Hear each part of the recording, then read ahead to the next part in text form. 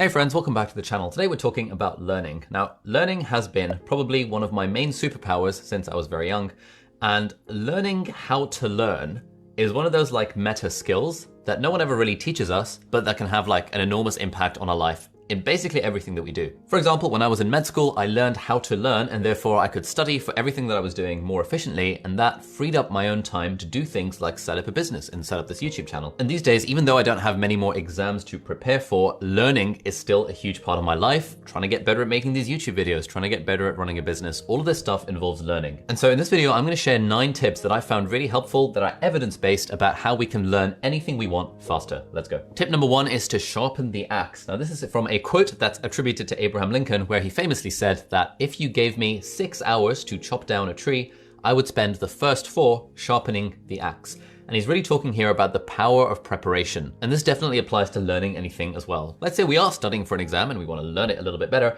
Reading a great book called Make It Stick would be a great way of learning how to learn, or checking out my Skillshare class on evidence-based study techniques. Equally, let's say we're trying to learn something like the guitar or chess or anything like that, something that's not related to studying. We should still spend a decent amount of time figuring out the meta learning behind what we're actually going to learn, like how we are going to learn the thing. For example, when I was learning how to play the piano by ear, I spent a decent amount of time on the Learn Piano subreddit, where people were explaining how to learn how to play piano by ear, and just spending a little bit of time sharpening the axe before I actually sat down to learn the thing really helped accelerate my learning process. Tip number 2 is to use crutches to optimize our focus. Now, whenever we're learning anything, it's really tempting to kind of learn it in the background, like practicing the guitar while watching TV or something like that. But obviously, when we're fully focused on the thing that we're learning, our brain learns the thing a lot better. And so I found a few different crutches or hacks that have been particularly helpful in helping me focus on things. One is the 5-minute rule, which is a general tip for productivity as well, which is that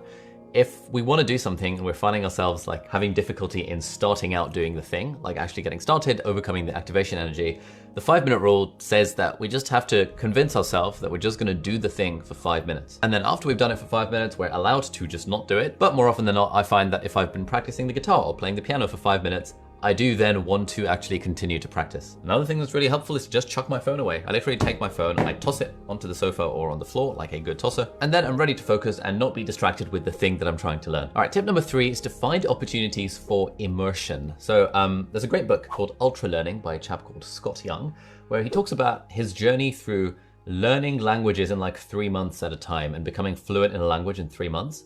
And the key to that, as all language learners say, is immersion, just being as immersed in the language as possible. And the general principle here is that we learn best when we're in the environment where we're actually going to be using the skill. So for example, when I was learning how to do magic to become a close-up magician, yes, I was doing some practice in front of my webcam and in front of my mirror just to get the sleight of hand down. But really, my webcam or mirror is not, it's not the arena in which I'm going to be performing in. And so I made it a point to try and perform magic for real people as much as possible. I would take a deck of cards into school and I'd have cards in my room at all times. And so if friends would come over, I'd kind of, be like, hey, do you want to see a magic trick? And eventually, once I got okay at performing for friends and family, I started then reaching out and doing paid gigs, even though I was nowhere near good enough in my head to get paid to do magic. Eventually, I did end up getting paid to do magic, and those like walk around gigs at balls and parties helped improve my abilities in a way that just doing it in front of the mirror really wouldn't have done. Tip number 4 is to figure out what are our weak links and then use lots of drills and stuff to improve them. So if we use med school as an example, I had a few subjects that I was pretty weak in. Neurology was one of them. If you'd asked me what is Guillain-Barré syndrome, I'd have been like, oh God, I have absolutely no idea. I didn't even have a mental model for where it would fit into the subject of neurology. And so when it came to studying efficiently for my exams, I knew that, okay, I have to drill the things that I'm weakest on. And I spent just a whole day basically creating a 1-page syllabus of just neurology, just focusing on that one subject. And just because I spent like 8 to 12 hours that day doing it, I basically plugged it as an area of weakness, and now it was no longer an area of weakness.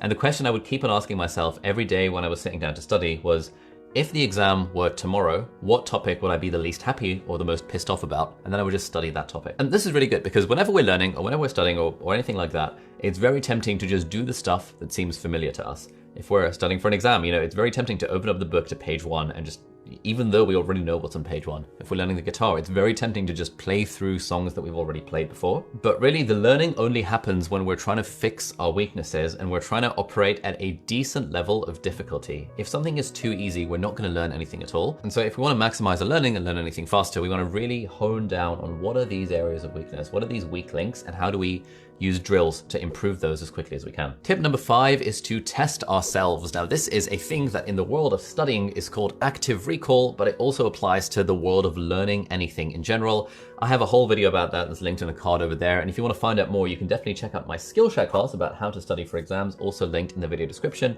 By the way, Skillshare are sponsoring this video. I'll tell you more about them a little bit later. Anyway, the idea behind active recall or retrieval practice is that we don't learn by trying to put stuff into our brains. We actually learn counterintuitively by trying to take stuff out of our brains. And so if you've had that experience where you've read something in a textbook or on a website and someone asks you about it a few days later and you've completely forgotten about it, that's just because you haven't tested yourself on that knowledge. And the word testing has all these negative connotations because we think of testing as like a school thing and we get graded and we get judged. But if we move towards thinking of testing ourselves as being a strategy for learning, everything becomes so much easier. That's why when learning to play the guitar, there's only so many tutorials you can watch before you actually start having to put it into practice. When you're studying for exams, there's no point reading the textbook and just summarizing what's in the textbook. The point is you have to test yourself so that your brain has a chance to work, to retrieve the information, and that is what really drives learning. And in the field of learning, there is this concept called the desirable difficulty concept, which basically just means something shouldn't be too hard, where we're just, like for example, if I were to try playing tennis against Roger Federer, it would just be too hard. I wouldn't really learn anything. But equally, if I were to try playing tennis against a 10-year-old who doesn't know how to play, it wouldn't be fun. I wouldn't learn anything because the difficulty is at two different extremes. I want to be playing tennis against someone who is like at my level or a little bit better than me, because that is the real arena in which I'm going to be learning. And that's why having a coach, for example, is really good, because a coach can moderate their play style to be at my level, and therefore I'm more likely to learn. That is desirable difficulty. And so whatever we want to learn efficiently, we want to apply this concept to try and make it a little bit more difficult. Learning is not supposed to be easy. It is supposed to be hard. And if it's hard, then it means we're doing something right. Tip number 6 is to get intense feedback as often and as quickly as possible. So feedback obviously is how we learn. We do something, we see that we're doing it wrong, and then we improve the thing. And again, feedback is one of those words that can seem a little bit like dirty at times, especially if we're starting something out where we're not sure of our own abilities. If we get constructive or critical feedback, that can really be a blow to our ego. If you're that sort of person that needs the ego massage, then at the start of learning something, what you need is praise and encouragement. For example, if I was just starting to learn how to sing and people would just give me critical feedback immediately, I'd probably feel a little bit like, oh, okay, I don't really want to sing. I'm one of those people who just can't sing.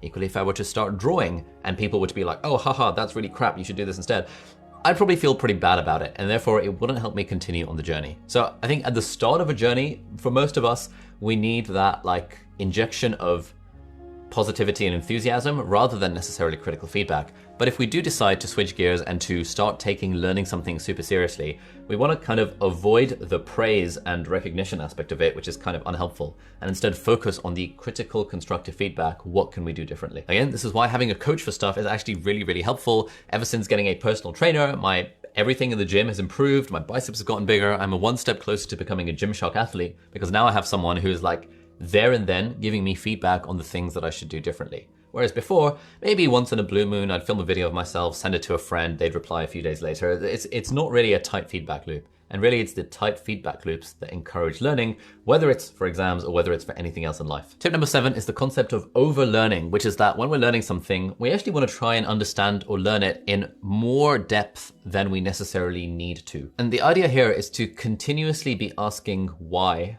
a thing works the way that it does. So for example, when I'm working as a doctor and I see senior doctors who, most of being a doctor, admittedly, is about following guidelines and following a prescribed set of rules and basically a flow chart for everything that we do. And so there are some doctors who have that view of, all I have to do is memorize the guidelines or look them up. But then there are other doctors who have a more first principles understanding approach to medicine, which is that, okay, I know what the guidelines are, that I should prescribe this drug, but I'm actually going to take a step to figure out why that's the guideline, why do they do that, what's the paper, what's the evidence around this.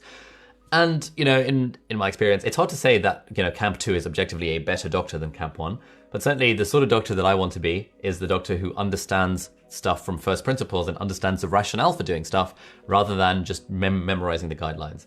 This applies to music theory in the guitar as well. I had a guitar lesson this morning and we were talking about how it's very easy to learn how to play anything by just following a tutorial. But when you follow a tutorial, the thing that you're learning is, my fingers are going in this particular position. Whereas what we want to try and get to, and John Mayer talks about this a lot on his Instagram, what we want to be getting to is just an understanding of music theory so that instead of I put my fingers in A, B, and C positions, we think, okay, I'm playing a C7 chord, and the reason I'm playing a C7 chord is because of this, and therefore my fingers are going to go in A, B, and C position. And so the end result is the same. We're still playing that chord, and we could still probably just play the song.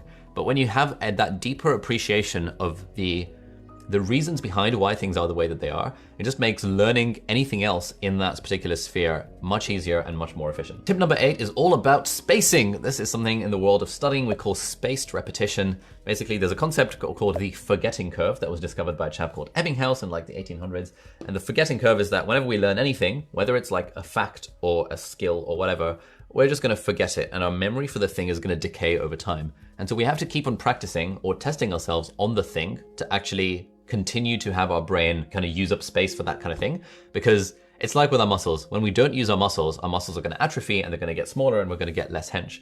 Equally with our brain, if we learn, let's say, a language when we were 5 years old, and then we don't use it for the next 10 years, we're actually going to forget most of the language because our brain doesn't need to have that information in it anymore. But thankfully, we can combat the forgetting curve by using this concept of spaced repetition. This applies not just to exams, but to any other skill as well, which is that if we kind of repeat the thing at spaced intervals, so let's say I might learn a song on the guitar on day 1, and then I might repeat it again tomorrow, and then I might test myself on it again next week, and then next month, and then 6 months from now.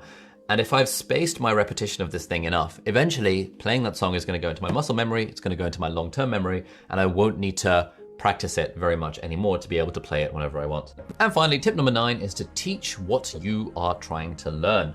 We often have this thing of like, oh, I'm not allowed to teach something until I become an expert at it. But there's this concept that C.S. Lewis talks about, that I talk about a lot, called the curse of knowledge, which is that when we're trying to learn something, often we don't learn best from experts. We learn best from people who are just one step in front of us along that same journey.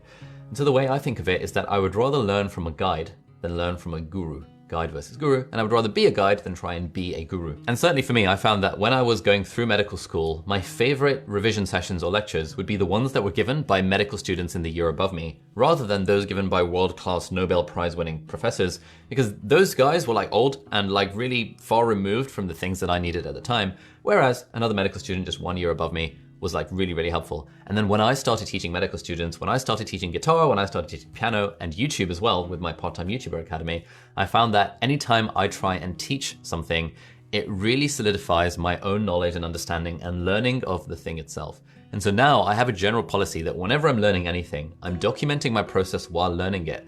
And that helps me learn better because I know that I'm possibly going to be teaching this thing a few months or years from now. If you like this video, you might like to check out 2 specific books about learning. One is called Make It Stick, and the other one is called Ultra Learning. And you can actually find summaries for both of those on